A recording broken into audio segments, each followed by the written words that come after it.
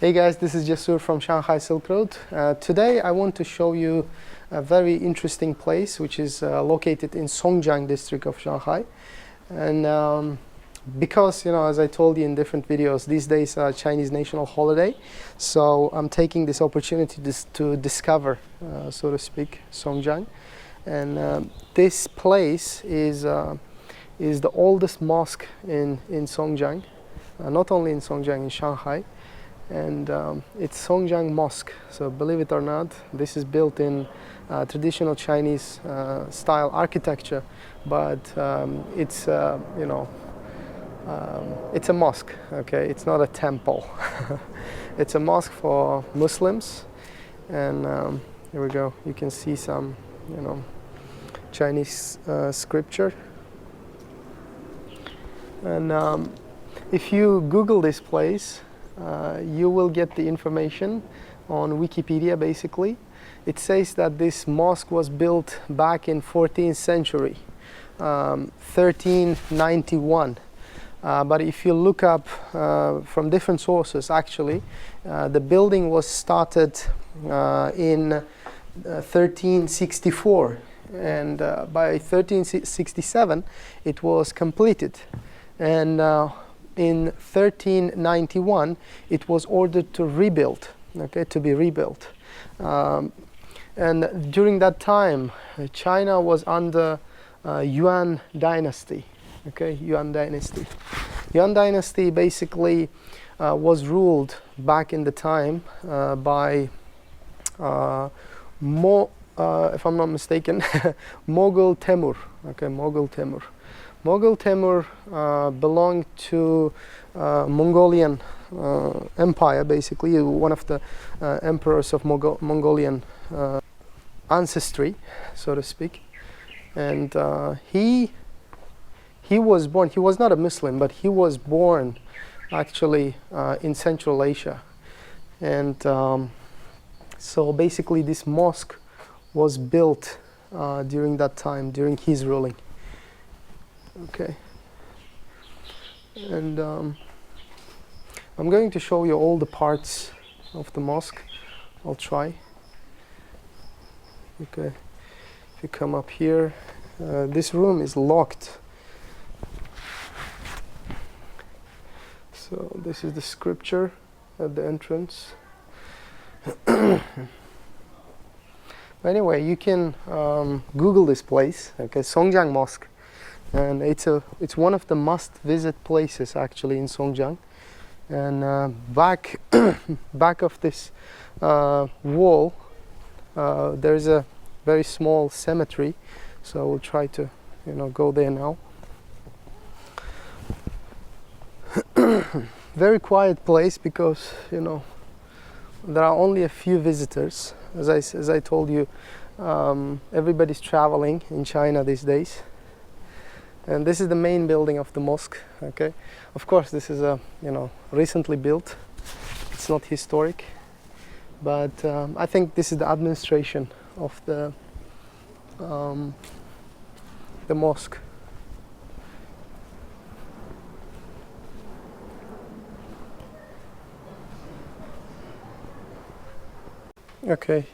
There's a little shop like this. So you can buy some, scarves and etc. Like accessories for Muslim people. And of course there's the flag, Chinese national flag. And basically, if you Google it again, you see that this mosque total area is 4,900 square meters. And it was small according to the information, but during Ming dynasty of China, it actually expanded 4 times. So let's see what they have back in there.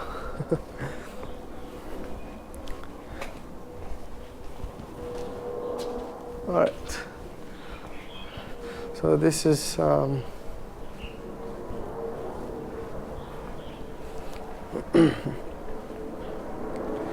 Oh yeah, bathrooms. All right, here we go. This is the cemetery I was talking about. So as you can see,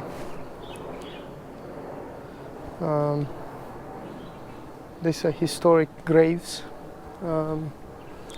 People who probably lived, you know, around that time when the mosque was built. Actually, if you Google Songjiang, you find that Songjiang was, you know, one of the important places in Chinese history. And Shanghai, the city of Shanghai, so it was not actually, you know, as important as it is today.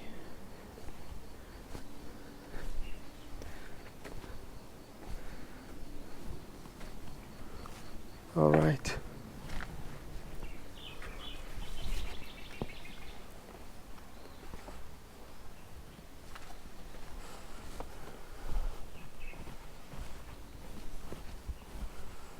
Okay, this is the prayer room. Let's peek inside. Okay, here we go. It's a little dark, but I hope you can see. Okay, there's a Arabic scripture, you know, on top.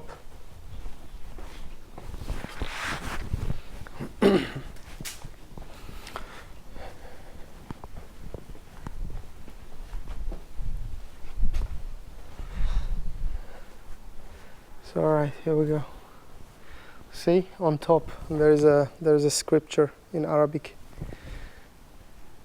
and this whole thing, actually this pagoda or whatever how you call it, this is very historic, as you can see. I mean, according to the information on the internet, this mosque was last renovated back in 1985, when local government, you know, recognized this place as historical, you know, cultural heritage. So since then, it's been kind of touristic place, and to this date, actually, this mosque is in use. People come here to pray, Muslims, local people. Okay.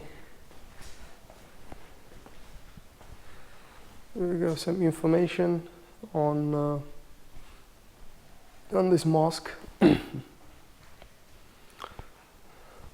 All this information can be found online, by the way. You can look it up, especially on Wikipedia. And some calligraphy, Arabic, and here we go, Chinese scripture. Very interesting place, indeed. So as I told you here, people are praying. Okay, this is current date. All right, so let me go to the other buildings. And actually, when you enter from this gate, there are two sides, left and right, and both contain this information about the mosque. So I'm going to the one across the corridor, basically, across the pathway. So here we go. Again, scripture, some, I can't read this, so if you can try. All right.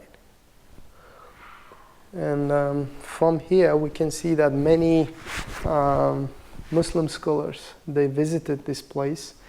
Also some, you know, political people, like, you know, Turkish President Erdogan, he came here. So here we go.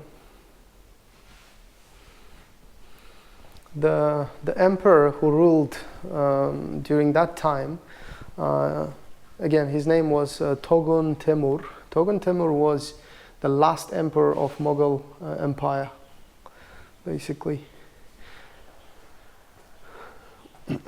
And he was born in Central Asia. I'm not sure which country he was born in. I am from Central Asia, that's why actually, you know, it seems kind of interesting. And look at this. So there's a drainage system. Okay.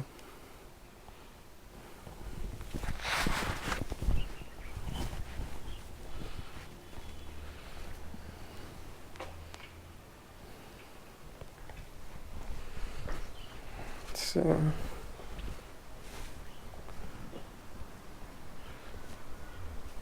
and there's a little garden, okay, surrounding this mosque. And these stones, I don't know what they represent, but they contain some historic Chinese scripture. Okay, very old. You know, when you take Chinese classes, they teach you. I mean, they start teaching you these Chinese characters starting from this one, because they kind of, you know, some of them they look like animals, you know, and the meanings are attached to that actually. So here we go again, some sort of historic stone with scripture.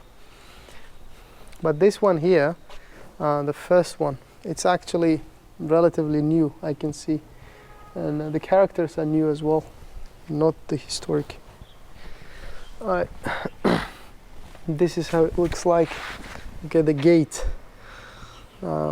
Actually, this gate is, you know, the entrance to the prayer room. So further down this road, there is a prayer room. And if you look at the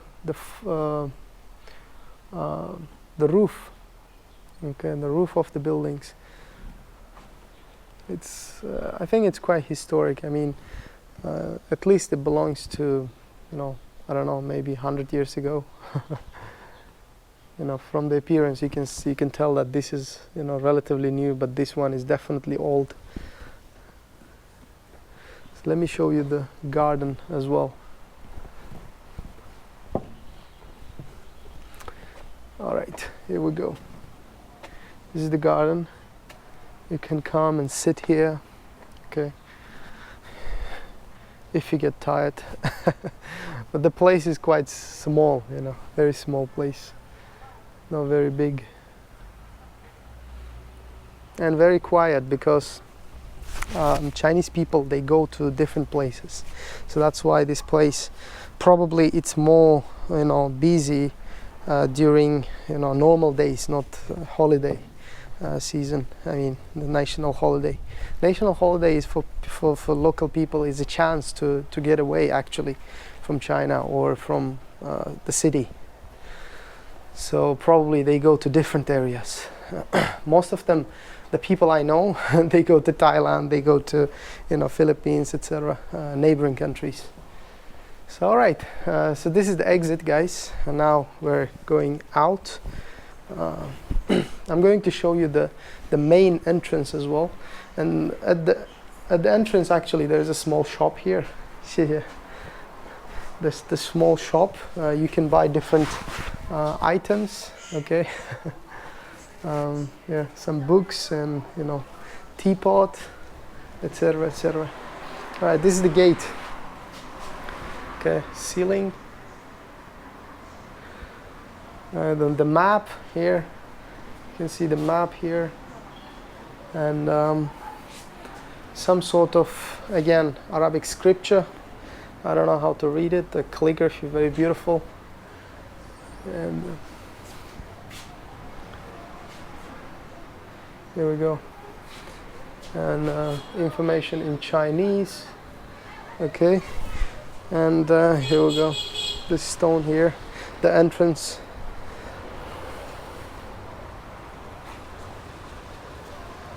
And this is what it looks like from outside. And they have this Songjiang Mosque, I think the website or whatever attached to this QR code. Maybe it's you know, WeChat information, WeChat QR code, so you can follow this and try to get more information. Here we go. It says that 1341 to 1367.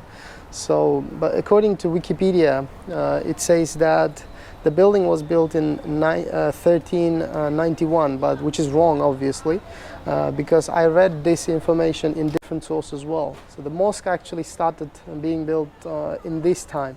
Okay, 1367 it was complete, but 1391 it was ordered to be rebuilt. Okay, people rebuilt this place, and 1985 Chinese government renovated it. But before that, it was renovated several times during Ming Dynasty. All right. So, okay, guys, if you come to Songjiang, if you come to Shanghai, this is one of the must-visit places. Definitely, make sure you visit this. A very small place, but very historic. Okay, very special place, especially for Muslims. And if you come during normal days, I'm sure you can, enter the prayer room and pray as well. So let me show from the other side. Here we go. In Chinese, it says Songjiang Mosque. Okay, it's meaning that Songjiang Mosque. Okay, guys.